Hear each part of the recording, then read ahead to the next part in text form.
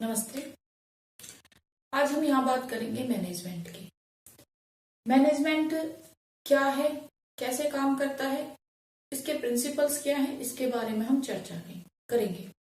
देखिए, आज जो बिजनेस है वो बहुत बड़े लेवल पे फैल गया है। उसको मैनेज किस तरह से करना है, उसके लिए एक गाइडेंस की जरूरत होती है, और वही गाइडेंस, एक दिशा निर्देश को ही हम प्रिंसिपल्स कहते हैं। तो जो मेरा आज का टॉपिक है, आपका सेकंड चैप्टर, वो है principle of management, concept and significance. तो प्रिंसिपल ऑफ मैनेजमेंट क्या होता है? Principle of management are broad and general guidance for decision making and behaviour of managers. ये वो दिशा निर्देश हैं जिससे कि आपको ये पता चलता है कि आपको कार्य को किस तरह से करना है, ठीक है, जिससे कि आप अच्छे से डिसीजन मेकिंग कर सकते हो और ढंग से अपना मैनेजमेंट कर सकते हो। क्लियर? अब देखिए, बोर्ड में क्या होता है, 3 से 4 डेफिनेशन आपको दे दी जाती है और उनके एमसीक्यूज में उनके राइटर्स के नाम दे दिए जाते हैं, जिनको पहचानना डिफिकल्ट हो जाता है। सभी बच्चों को वो एक जैसी ही लगती है। तो यहाँ पे मैं कुछ वन वर्ड्स कीवर्ड्स बता दूंगी जिनसे आपको डेफिनेशंस को आइडेंटिफाई करने में आसानी होगी। तो डेफिनेशन की बात करते हैं। हेनरी फ्योल, इनके हम आगे प्रिंसिपल्स भी पढ़ेंगे। इन्होंने 14 प्रिंसिपल्स दिए थे मैनेजमेंट को लेकर, वो मैं आगे आपको अच्छे से बताऊंगी। तो इन्होंने क्या कहा कि principles of management are of universal nature. Universal nature का मतलब क्या है कि वो पूरे ब्रह्मांड में, मतलब जिस तरह से यहाँ पे पूरे वर्ल्ड में जो जितनी भी कंट्री है वो हर जगह एप्लीकेबल है, ठीक है। तो यूनिवर्सल का यहाँ पे मतलब है कि हर देश में ये रूल फॉलो किए जाते हैं जहां भी बिजनेस किए जाते हैं। And apply to every type of organisation, चाहे वो ऑर्गेनाइजेशन एजुकेशन से रिलेटेड हो, चाहे हॉस्पिटल हो, चाहे कोई फैक्ट्री हो, हर जगह ये अप्लीकेबल होते हैं। तो आई होप आपको हेनरी फ्योल की डेफिनेशन क्लियर हो गई होगी, ठीक है। तो आप इसे याद कैसे रख सकते हैं कि एक तो ये यूनिवर्सल नेचर की है और दूसरी ये एवरी टाइप ऑफ ऑर्गेनाइजेशन में यूज होती है। जहां भी आपको ये 2 वर्ड दिख जाए, की वर्ड्स हैं, आप हेनरी फ्योल का नाम सिलेक्ट करें। क्लियर? नेक्स्ट है आपका J.R. टेरी। J.R. टेरी ने क्या दिया? उन्होंने कहा principle is a fundamental statement or truth providing a guide to the thought or action. इन्होंने ट्रुथ की बात की है, ठीक है। तो यहाँ पे एक सच की बात की है। इन्होंने एक ऐसी स्टेटमेंट्स बताई है, ऐसे सिद्धांतों के बारे में बात किया है जो आपको काम करने के लिए दिशा निर्देश तो देते हैं, लेकिन किसके बेस पे? फैक्ट या ट्रूथ के बेस पे, ठीक है। तो आप इस कीवर्ड्स के थ्रू इनको आइडेंटिफाई कर लेना। एडविन बी फ्लिपो, जो यहाँ पे मैं कीवर्ड बताऊंगी आपको कॉज एंड इफेक्ट बता दूंगी। कॉज एंड इफेक्ट जहां भी आएगी, इन्होंने प्रिंसिपल में ये सीधा बता दिया है, जहां पे भी कोई कारण होता है उसका प्रभाव पड़ता ही है, ठीक है। तो जहां भी कॉज इफेक्ट देखोगे आप, वहां पे आंख बंद करके भी एडविन बी फ्लिपो लगा दो। आपको कुछ भी याद करने की जरूरत नहीं है, रट्टा मारने की जरूरत नहीं है, बस आप इन कीवर्ड से वहां आइडेंटिफाई कर लोगे। एमसीक्यूज में बेटा आंसर जब आपके दिए होते हैं वहां पे बस कीवर्ड से फाइंड आउट करो और टिक कर दो, ठीक है। कुंटस एवन ओडोनेल, उन्होंने क्या कहा है, यहाँ पे मैं आपको कीवर्ड बता देती हूँ, ठीक है। यहाँ पे उन्होंने जो है प्रिडिक्टिंग की है। प्रिडिक्टिंग होता है पहले ही निर्धारित करना, ठीक है। तो यहाँ पे कीवर्ड आप प्रिडिक्टिंग द रिजल्ट कर लेना। तो जहां पे प्रिडिक्टिंग होता है पूर्व निर्धारण, वहां पे आप कुंटल ओडोनेल कर देना। आई होप आपको ये ट्रिक समझ में आ गई होगी, जिससे कि आपको वहां एमसीक्यूज करने में आसानी होगी। क्लियर? चलिए अब हम बात करेंगे features of principles of management. Features को आप यहाँ नेचर्स भी बोल सकते हो, विशेषताएं भी बोल सकते हो, या कैरेक्टरिस्टिक्स भी बोल सकते हो। जो भी क्वेश्चन में आए आपको ये 7 पॉइंट्स वहां पे लिखने, ठीक है। तो 1 बाय 1 हम इन्हें पढ़ेंगे। Universal applicability. यूनिवर्सल एप्लीकेबिलिटी क्या होती है कि आप कहीं भी रहते हो, चाहे आप यूएस में हो, चाहे आप जापान में काम कर रहे हो, चाहे आप इंडिया में काम कर रहे हो, ठीक है, हर जगह ये एप्लीकेबल है। कहीं भी आप इन प्रिंसिपल्स को अप्लाई कर सकते हो, काम उसी प्रकार होगा। और क्या कहती है कि आप किसी भी फील्ड में हो, चाहे आप एजुकेशन में हो, चाहे आप हॉस्पिटल में हो, इवन आप खेल के भी मैदान में हो ना, प्लेग्राउंड में भी हो, ठीक है, इस तरह से चाहे आप बिजनेस में हो, कहीं भी हो, आपको हर जगह मैनेजमेंट की जरूरत पड़ती है, गाइडेंस की जरूरत पड़ती है। तो ये यूनिवर्सल एप्लीकेबिलिटी पॉइंट है कि आप कहीं भी हो, कहीं भी रहते हो, किसी भी फील्ड में, हर जगह आपको इन प्रिंसिपल्स की जरूरत पड़ती है। आगे हम बात करेंगे general guidelines.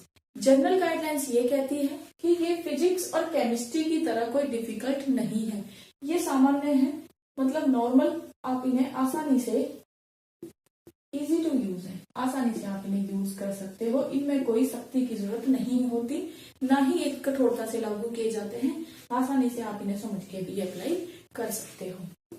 Formed by practice and experimentation. देखिए, हर चीज में अनुभव की आवश्यकता पड़ती ही है। कभी ना कभी जितना भी आपकी समस्याएं आती हैं, साथ के साथ उनके समाधान भी आते रहते हैं। ठीक है, तो जब भी आप प्रॉब्लम से डील करते हो, ठीक है, प्रॉब्लम से डील करते हो तो सॉल्यूशन की तरफ जाते हो। और जब भी आप प्रॉब्लम सॉल्यूशन करते हो तो एक आपको एक प्रैक्टिस हो जाती है, एक आप अनुभव, एक्सपेरिमेंट भी करते रहते हो। तो यहाँ पे आप practice makes a man perfect वाली बात लागू होती है कि जितनी आप प्रॉब्लम से डील करते जाओगे, एक आपको एक्सपीरियंस मिलता जाएगा। ठीक है, आप नए नए तरीके खोजते जाओगे कि कैसे मैं समाधान ढूंढूं, तो उन्हें एक्सपेरिमेंटेशन भी कहते हैं। ठीक है, तो जितने आप तरीके ढूंढते जाओगे उतनी ही आप समस्याओं को समाधान की तरफ ले जाओगे। ठीक है, तो ये ऐसे ही नहीं आती है, थोड़े प्रैक्टिस से आ जाती है, थोड़े अनुभव से आ जाती है। फ्लेक्सिबिलिटी। फ्लेक्सिबिलिटी का मतलब होता है चेंज करना। ठीक है, ये जो आपका मैनेजमेंट है वो अकॉर्डिंग टू सिचुएशन काम करता है। यहाँ पे फ्लेक्सिबिलिटी बनी रहती है, ऐसा नहीं है कि रिजिड है, नहीं हमने तो ये वाला रूल बोल दिया तो यही फॉलो होगा। अकॉर्डिंग टू सिचुएशन, आपका जो बिजनेस है, जो उसका एनवायरमेंट है, जो बिजनेस का एनवायरमेंट है वो कैसा है। एक क्वेश्चन ये भी बन जाता है 12th में, एनवायरमेंट कैसा है। नेक्स्ट चैप्टर है आपका, मैं अच्छे से पढ़ाऊंगी। डायनेमिक है, डायनेमिक मतलब बदलता रहता है, गतिशील है। कभी इसमें कुछ इकोनॉमिकल चेंज हो रहे हैं, कुछ पॉलिटिकल चेंज हो रहे हैं, कभी जीएसटी आ रही है, कभी कुछ हो रहा है, कभी डिमोनिटाइजेशन हो रहा है, कभी फैशन चेंज हो रहा है। तो इनके अकॉर्डिंग आपको अपनी नए नए प्रिंसिपल या गाइडलाइंस बनानी पड़ती है। तो फ्लेक्सिबिलिटी, ये पॉइंट क्लियर हो गया आपका। आगे आपका है मेनली बिहेवियरल। देखिए, मेनली बिहेवियरल क्या कहता है कि यहाँ पे ह्यूमन वर्क करता है बिजनेस में। ठीक है, तो ह्यूमन जो आपका एम्प्लॉय है, उसके अपने ही अधिकारियों से और अपने अपने दूसरे एम्प्लॉइयों से अच्छे रिलेशन होने चाहिए। वहां पे हड़ताल वगैरह की सिचुएशन कम आएगी अगर दोनों में अच्छे रिलेशन है। और ह्यूमन के साथ साथ कुछ वहां पे फिजिकल चीजें भी लगी होती हैं, जैसे कि आपकी मशीनें लगी होती हैं। ठीक है, तो इंसानों को इन मशीनों को अच्छे से यूज करना आना चाहिए ताकि मशीनों को जल्दी से जल्दी खराब ना किया जाए। ठीक है, तो आसानी से काम होता रहे। तो मेनली बिहेवियर ये आपको वहां पे सिखाया जाता है कि how to deal in organisation. Training भी दी जाती है एम्प्लॉय को ताकि कम नुकसान करें और अपना काम अच्छे से करें। Relationship between cause and effect. जहां भी कोज होगा, यानी कोई भी कारण होगा, तो परिणाम तो होंगे ही। जैसे मान लो आपको सर्दी लगी है तो बुखार तो होगा ही। उसी प्रकार बिजनेस में कोई भी इफेक्ट पड़ता है तो उसका कुछ ना कुछ कारण रहा होता है। अगर आपका प्रोडक्शन लो गया है, अगर आपकी डिमांड कम हो रही है, तो उसका कोई ना कोई रीजन होता ही है। तो यहाँ पे प्रिंसिपल ऑफ मैनेजमेंट में यही सुधार किया जाता है कि आप अपने बिजनेस में जो समस्याएं आ रही हैं उनको किस तरह से समाधान की तरफ ले जाओगे, कैसे उनका सोल्यूशन ढूंढोगे। ठीक है, कंटीजेंट क्या कहता है? कंटीजेंट कहता है अनिश्चितता। अनिश्चितता क्या कहती है कि जो आपकी जो ये बिजनेस है वो फ्यूचर पे टिका हुआ है। ठीक है, फ्यूचर के लिए आप प्लानिंग करते हो और फ्यूचर कैसा होता है? अनसर्टेन होता है। देखिए, कभी भी कैसी भी सिचुएशन आ सकती है। कोविड को आप एग्जाम्पल के तौर पर समझ सकते हो। किसी ने सोचा था कि अच्छा वाला बिजनेस चल रहा है, उसने प्रोडक्शन कर लिया है और सडनली लॉकडाउन हो जाएगा और जो प्रोडक्शन किया था वो माल जनता तक, मतलब कस्टमर तक पहुंच ही नहीं पाएगा और वही खराब हो जाएगा। तो मैं यहाँ ये कहना चाह रही हूँ कि कंटीजेंट कहता है कि यहाँ बिजनेस में अनिश्चितता हमेशा बनी रहती है। तो इसमें भी आप प्रिंसिपल ऑफ मैनेजमेंट फॉलो किए जाते हैं कि कैसे हम अनिश्चितताओं का पहले से ही थोड़ा बहुत एनालाइज करके उनको कम करें। जिससे कि हमें रिस्क कम हो। चलिए आगे हम बात करते हैं significance of principles of management. ठीक है, कि आज के जमाने में इसकी इम्पोर्टेंस किस तरह से बढ़ती है वो हम यहाँ पे चर्चा करेंगे। फर्स्ट पॉइंट है आपका provide useful insight to managers. Insights का मतलब है एक यहाँ पे नजरिया, कि ये जो मैनेजर है, जो यहाँ पे प्रबंध का काम कर रहा है, उसको ये प्रिंसिपल्स एक अलग ही नजरिया प्रदान करते हैं, जिससे कि उसकी सोच बदल जाती है, जिससे वो कम कीमत पर अच्छी क्वालिटी का माल प्रोडक्शन बना के रखता है, और वो सभी समस्याओं का समाधान भी टाइम रहते ढूंढ लेता है, टाइम पे प्रोडक्शन को कंप्लीट कर लेता है, जिससे कि कॉस्ट को कम कर दिया जाता है और टाइम भी कम लगता है प्रोडक्शन में। तो आप कम कीमत पर एक अच्छी प्रोडक्शन तैयार कर लेते हो। क्लियर? आगे है आपका optimum utilisation of resources and effective administration.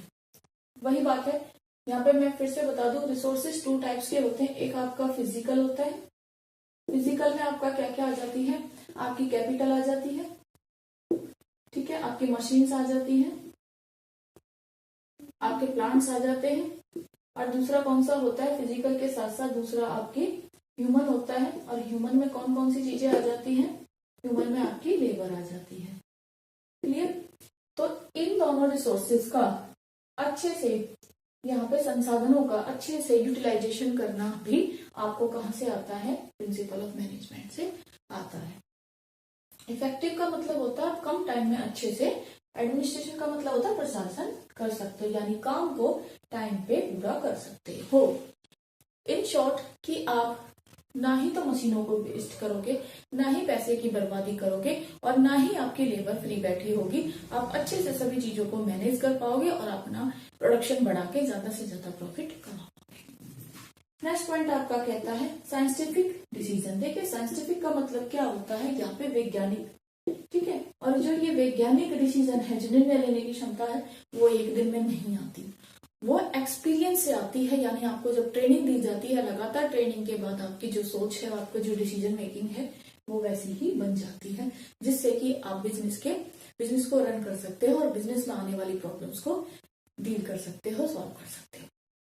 आगे पॉइंट कहता है meeting change in environmental requirement. देखिए एनवायरमेंटल मैं आपको अगला चैप्टर अच्छे से कराऊंगी। पेस्टल क्या कहता है, पॉलिटिकल एनवायरमेंट, ठीक है, इकोनॉमिकल, सोसाइटी, टेक्नोलॉजिकल और लीगल, ये सारी चीजें टाइम टू टाइम चेंज होती रहती हैं, ठीक है, और इनमें होने वाले चेंजेस का आपके बिजनेस पे बहुत ज्यादा इफेक्ट पड़ता है। तो बदलते हुए वातावरण के अनुसार आपको अपने बिजनेस को भी चेंज करना पड़ता है। तो ये डिसीजन कब ले पाते हो, जब आपके अंदर जो आपकी मेंटलिटी है वो ग्रो कर जाती है और डिसीजन मेकिंग आप अच्छे से ले पाते हैं, ठीक है।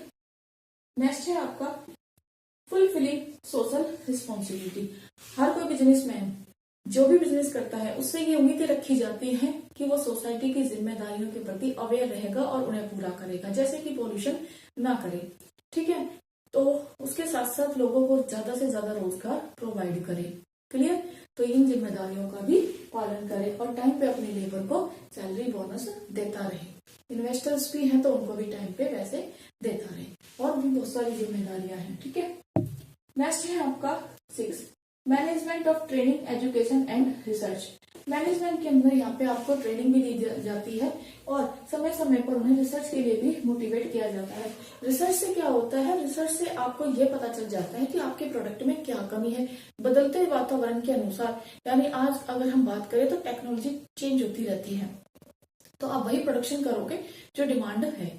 तो आपके कस्टमर क्या चाहते हैं, क्या आपके प्रोडक्ट्स से सेटिस्फाइड हैं या नहीं, नयापन क्या चाहते हैं, इन सब के लिए आपको एक रिसर्च करनी पड़ती है, खोज करनी पड़ती है, और इनके लिए भी आपको प्रिंसिपल्स ऑफ मैनेजमेंट की रिक्वायरमेंट पड़ती है। आई होप आपको ये सभी पॉइंट्स क्लियर हो गए होंगे। देखिए बच्चे, 12th में अगर आप इनसे जुड़े हुए MCQs या केस स्टडी पे भी वीडियो चाहते हैं तो कमेंट सेक्शन में जरूर लिखें, ताकि मुझे मोटिवेशन मिले और मैं ज्यादा से ज्यादा वीडियो आपके लिए बनाऊं। Thank you for watching.